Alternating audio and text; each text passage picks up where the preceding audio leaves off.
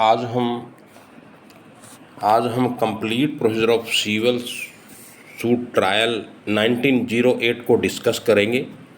एक दीवानी मुकदमा अदालत में किन किन स्टेज से होकर के गुजरता है उसके बारे में विस्तार से चर्चा करेंगे। सीपीसी में टोटल 158 सेक्शन हैं, 51 ऑर्डर हैं। ऑर्डर 1 हमें पार्टी के बारे में बताता है कि मुकदमे में कौन पार्टी बनेगा। एक नेसेसरी पार्टी होती है, एक प्रॉपर पार्टी होती है। नेसेसरी पार्टी का मुकदमे में होना जरूरी है, प्रॉपर पार्टी ना भी हो तब भी काम चल सकता है। नेसेसरी पार्टी कौन सी होती है? जो प्रॉपर्टी का जो ऑनर है, मालिक है, वो नेसेसरी पार्टी है। और प्रॉपर पार्टी कौन सी होती है? जो उस पर किराएदार है प्रॉपर्टी पे, वो प्रॉपर पार्टी है। ऑर्डर 1/10 1/10 का मतलब क्या है? Order 1 rule 10 who can join as a party, party के तौर पर कौन ज्वाइन करेगा इसके बारे में बात करता है। ऑर्डर 2 काज ऑफ एक्शन के बारे में बात करता है कि अगर दावा दायर करने की कोई वजह है, अगर दावा दायर करने की कोई वजह है तो ऑर्डर 3 कहता है कि अपना वकील स्किल रखो, प्लीडर रख लो। ऑर्डर 4 और सेक्शन 26 इंस्टीट्यूशन ऑफ सूट की बात करता है। इंस्टीट्यूशन ऑफ सूट कैसे होगा? थ्रू प्लेंट होगा। प्लेंट किसके जरिए से लिखी जाएगी? ऑर्डर 6 और ऑर्डर 7 के जरिए से प्लेंट लिखी जाएगी। उसके बाद होगा प्लेंट का एग्जामिनेशन। अगर पार्टी अपने किसी मैटर पे स्टे लेना चाहती है तो कोर्ट आपको ऐसे प्लेंट के साथ स्टे नहीं देगी। आपको ऑर्डर 39 रूल 1-2 टेम्परेरी इंजंक्शन की एप्लीकेशन देनी पड़ेगी प्लेंट के साथ कि मेरा केस प्राइमा फसाई है, मेरे जीतने की संभावना ज़्यादा है, मेरा बैलेंस ऑफ कन्वीनियंस ख़राब हो जाएगा और मुझे इररिपेयरेबल लॉस हो जाएगा अगर कोर्ट ने मुझे स्टे नहीं दिया।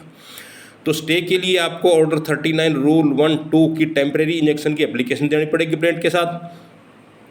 अगर पार्टी इंसिडेंट प्रोसीडिंग कराना चाहती है तो सेक्शन 75 to 78 में इंसिडेंट प्रोसीडिंग करा सकती है। मान लिया एलसी पॉइंट कराना किसी मैटर पे, such as statement of ladies in house, मान लिया कोई पर्दा निशीन औरत है, जख्मी औरत है, वो बयान देने के लिए कोर्ट में नहीं आ सकती, तो उसके लिए एलसी पॉइंट कराने की एप्लीकेशन दी जा सकती है, एलसी पॉइंट कराया जा सकता है। वो एलसी जो होगा, जिसे लोकल कमिश्नर कहते हैं, उस लेडीज़ का बयान घर में से लेकर उस बयान को कोर्ट में सबमिट कर देगा।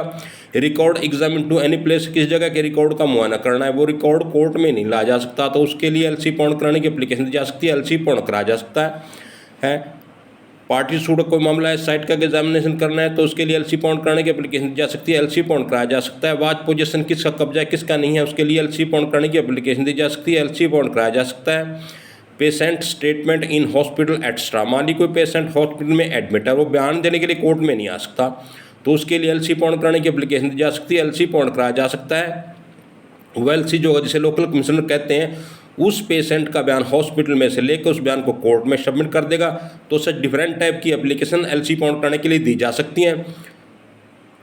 Order 33 pauper suit less than 25,000, मान ली पार्टी कहती है कि मैं तो बहुत ज़्यादा गरीब हूँ, बहुत ज़्यादा गरीब हूँ, मैं कोर्ट की फीस अदा नहीं कर सकती, तो उस सूरत में वो ऑर्डर 33 पापर सूट की एप्लीकेशन दे सकती है, अपनी कोर्ट फीस को माफ़ करा सकती है। Order 38 attachment of property before judgment, मान ली मेरी प्रॉपर्टी है, मेरी प्रॉपर्टी को कब्जा करे बैठा है, जैसे गाड़ी वगैरह इस तरह की कोई चीज़ है, और जब तक केस चलेगा तब तक तो उसको बेच के फरार हो जाएगा, तो उस सूरत में party order 38 attachment of property before judgment की एप्लीकेशन दे सकती है, उस प्रॉपर्टी को अटैच करा सकती है। Section 148 149 enlargement of time to pay the court fees, मान ली कोर्ट में कोर्ट फीस जमा करनी है, हालात ऐसे हैं बैंक वगैरह बंद है, या अपनी कोर्ट फीस की वो किस्तें बनवाना चाहता है, तो उसके लिए section 148 149 enlargement of time to pay the court fees की एप्लीकेशन दे सकता है। सेक्शन 94 95 में सप्लीमेंट्री प्रोसीडिंग करा सकती है पार्टी। मान ली किसी मैटर पे रिसीवर अपॉइंट करना, जो सच है, जैसे कि मेरी प्रॉपर्टी है, मेरी प्रॉपर्टी को किराएदार बैठा है, मुझे किराया नहीं दे रहा, या किसी और को दे रहा है, या वो नहीं दे रहा है, तो उस सूरत में वो रिसीवर पॉइंट कराने की एप्लीकेशन दे सकता है, रिसीवर पॉइंट करा सकता है। वो रिसीवर जो होगा उस किराएदार से किराया लेता रहेगा और उस किराए को कोर्ट में सबमिट करता रहेगा, और बाद में जिसके हक में फैसला होगा उसको वो मिल जाएगा।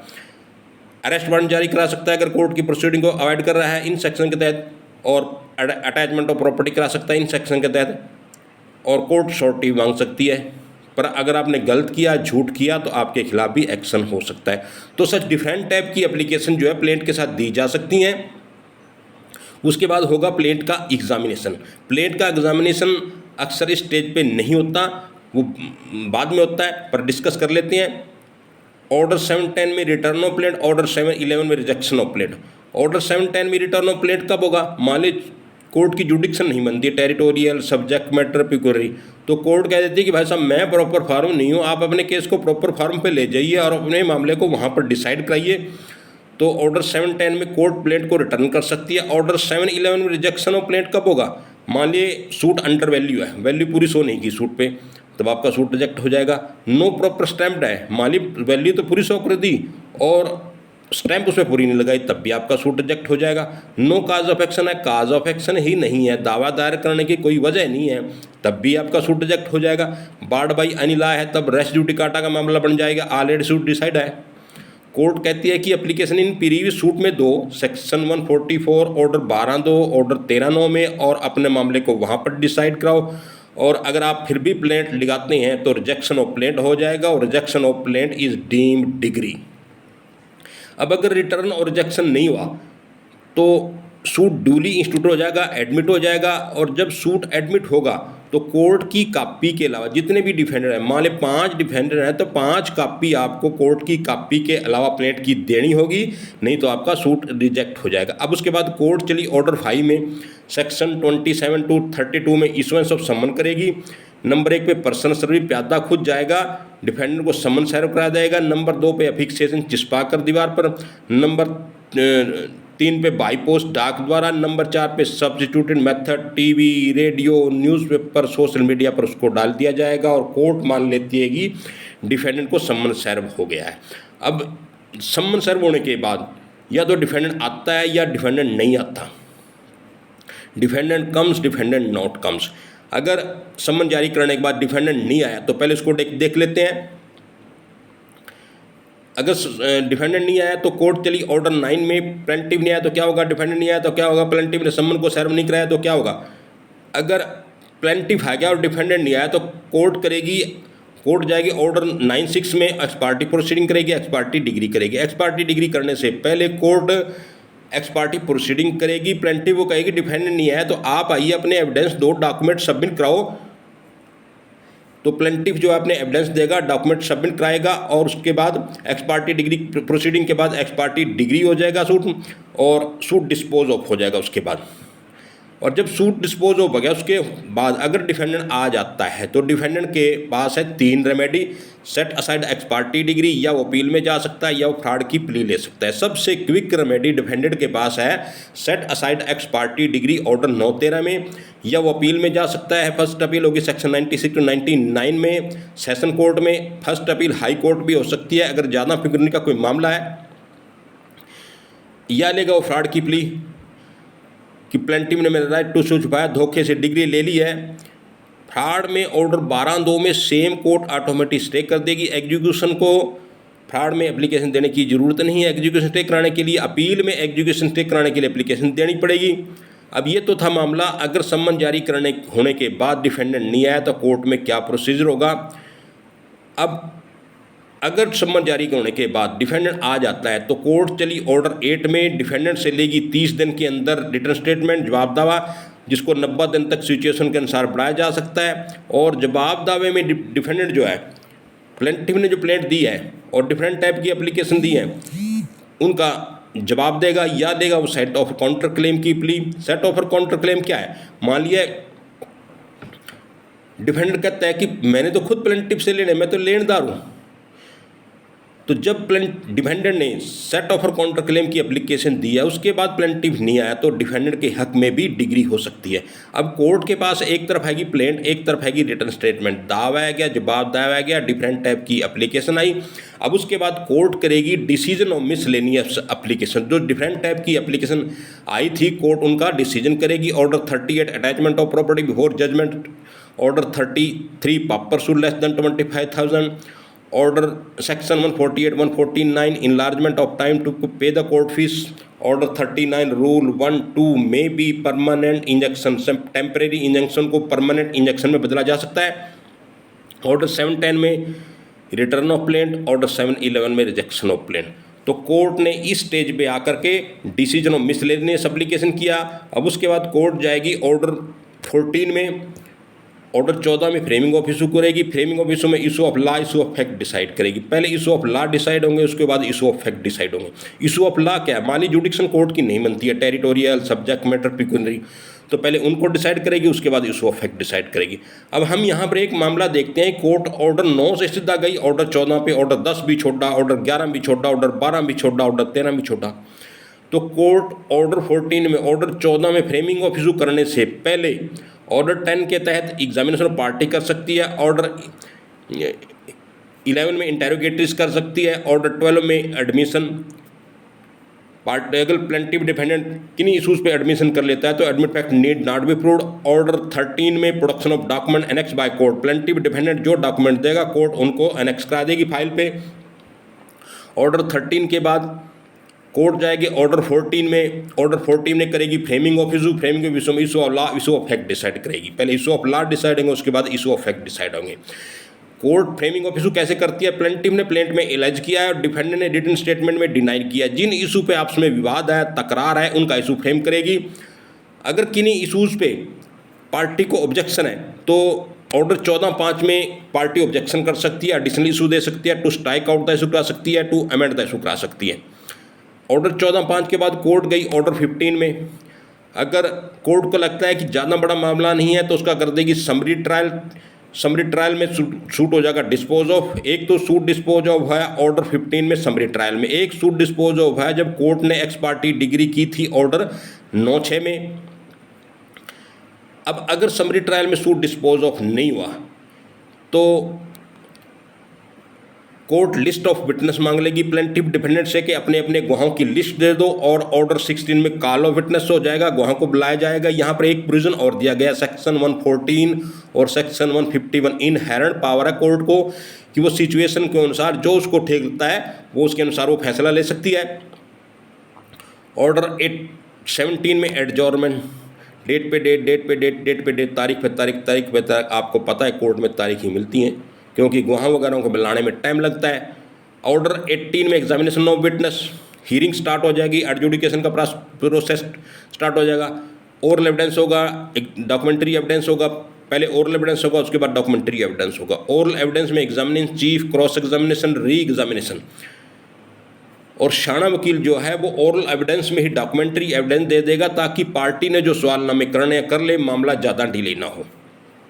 अब ये जो हीयरिंग की स्टेज है, इस स्टेज पे डिफरेंट टाइप की एप्लीकेशन पार्टी देती हैं। कुछ एप्लीकेशन प्लेंट के साथ भी आती हैं, पर ज़्यादातर जो एप्लीकेशन है जो हीयरिंग की स्टेज है उस पर आती हैं। एडजुडिकेशन का जो प्रोसेस होता है सेक्शन 94, 95 में सप्लीमेंट्री प्रोसीडिंग करा सकती है पार्टी। मान लिए किसी मैटर पर रिसीवर अपॉइंट कराना, मान ली मेरी प्रॉपर्टी है, मेरी प्रॉपर्टी को किराएदार बैठा है, वो मुझे किराया नहीं दे रहा है या किसी और को दे रहा है या वो नहीं दे रहा है, तो उस सूरत में वो रिसीवर अपॉइंट करने की एप्लीकेशन दे सकता है, रिसीवर अपॉइंट करा सकता है। वो रिसीवर जो होगा उस किराएदार से किराया लेता रहेगा और उस किराए को कोर्ट में सबमिट करता रहेगा। बाद में जिसके हक में फैसला होगा उसके वो मिल जाएगा। अरेस्ट वारंट भी जारी करा सकती है पार्टी अगर कोर्ट की प्रोसीडिंग को कोई अवॉइड कर रहा है, और इन सेक्शन के तहत, और अटैचमेंट ऑफ प्रॉपर्टी भी कर सकती है इन सेक्शन के तहत, और कोर्ट सॉर्टी भी मांग सकती है। पर अगर आपने गलत किया, झूठ किया, तो आपके खिलाफ भी एक्शन हो सकता है। सेक्शन 113 इंटरप्रिटेशन ऑफ स्टैट्यूट का कोई मामला है, कोर्ट कहती है कि मेरे बस से ये मामला बाहर है, मैं इसको हल नहीं कर सकती, तो रेफर टू हाई कोर्ट कर देगी।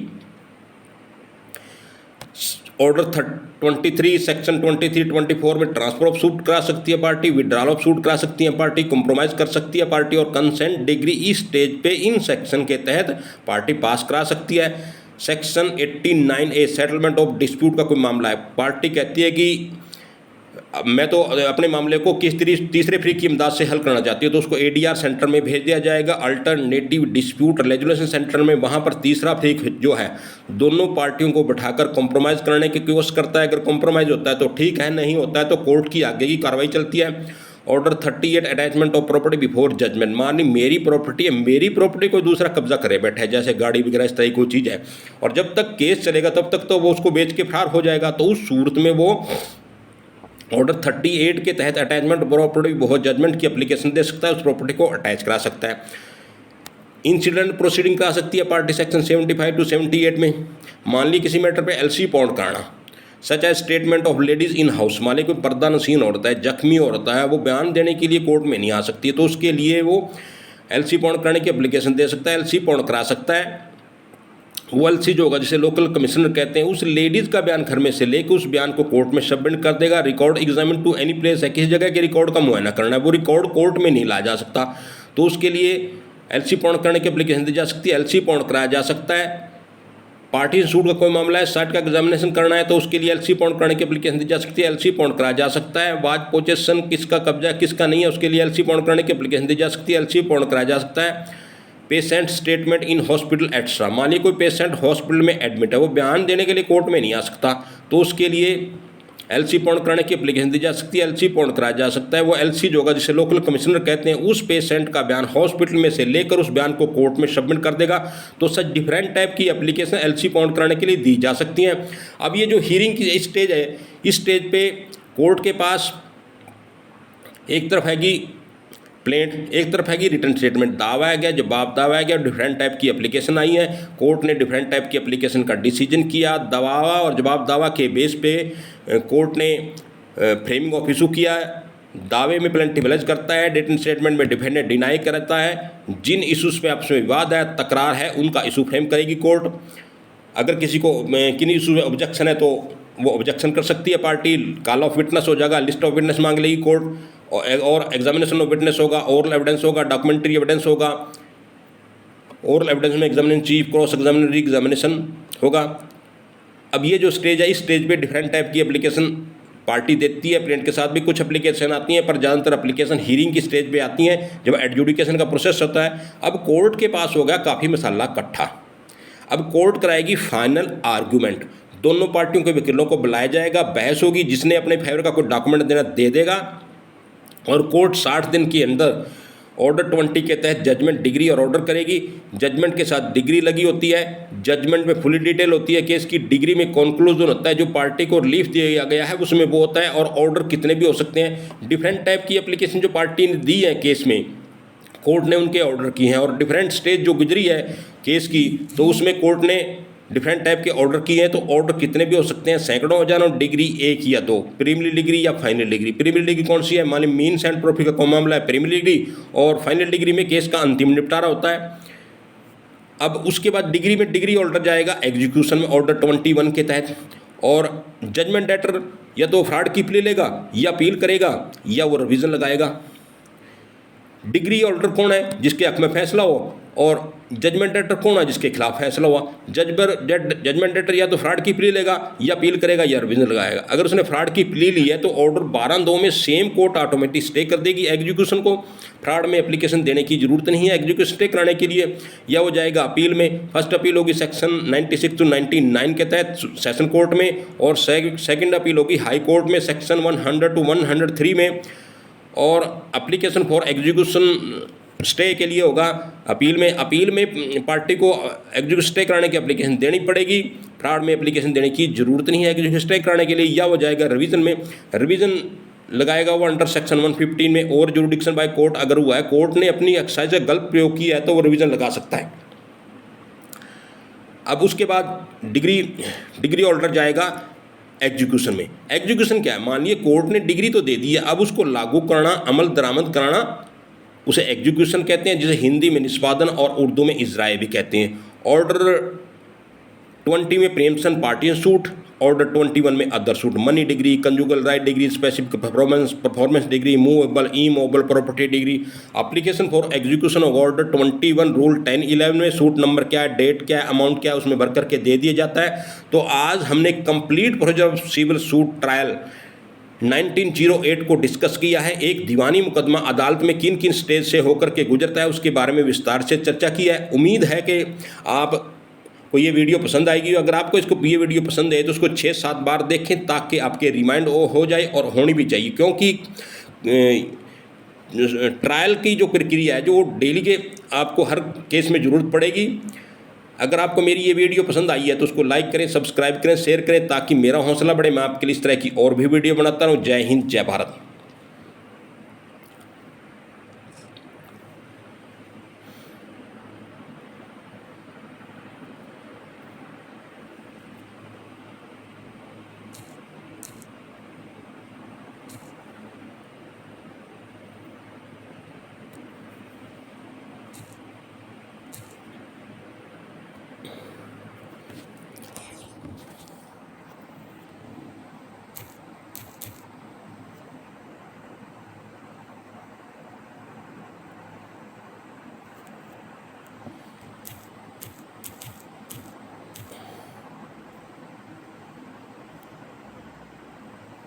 आया नहीं,